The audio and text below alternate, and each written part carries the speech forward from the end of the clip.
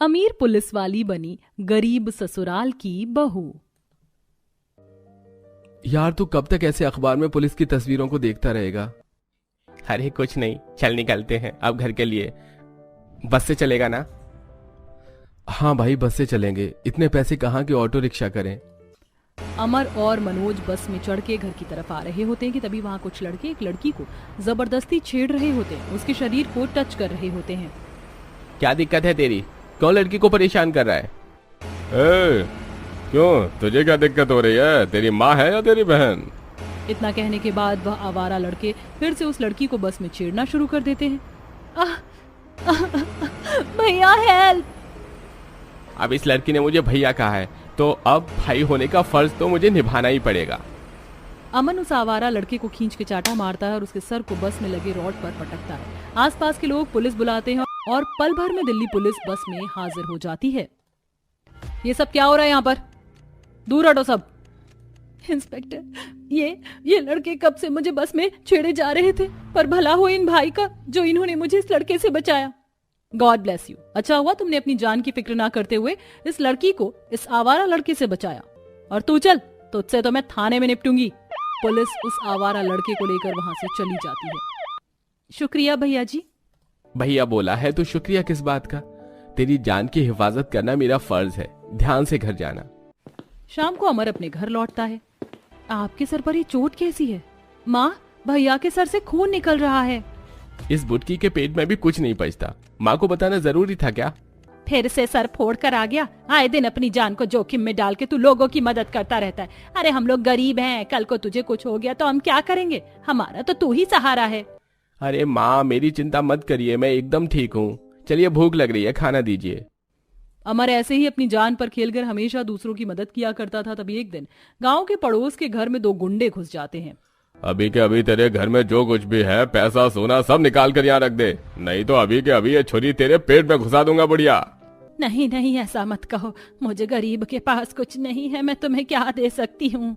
अरे ऐसे नहीं मानेगी भाई, छुरी इस बुढ़िया के पेट में घुसा और जो हाथ लगता है बटोर और निकल ले यहाँ से।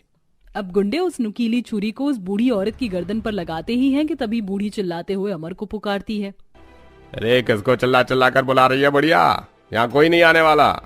गुंडे उस नुकीली छुरी से उस बूढ़ी औरत की हत्या करने जा ही रहे थे कि तभी वहां पर अमर आ जाता है और गुंडों को मार पीट कर छुरी अपने हाथ में ले लेता है। गांव के कई लोग वहां इकट्ठे हो जाते हैं और पुलिस को बुलाते हैं। इतनी भीड़ क्यों जमा हो रखी है? साइड हटिए आप लोग। तुम फिर से? जी मैम, अब बाकी की चीज आप हैंडल कर लीजिए। दरोगा साहिब, ये लड़का हमको जान से मारने आया था, लेकिन सही वक्त पर आके अमर बटुआ ने हमारी जान बचाई लियो। क्या बात है अमर, मैं देख रही हूँ कि ये गांव वाले किसी भी मुसीबत में मुझसे पहले तुम्हें बुलाते हैं और तुम भी उनकी ईमानदारी के साथ मदद करते हो। मुझे बहुत फक्र है इस बात से। बाकी इस गुंडे की रिमांड तो मैं थाने में लगाती हूँ। शुक्रिया पुलिस साहिबा।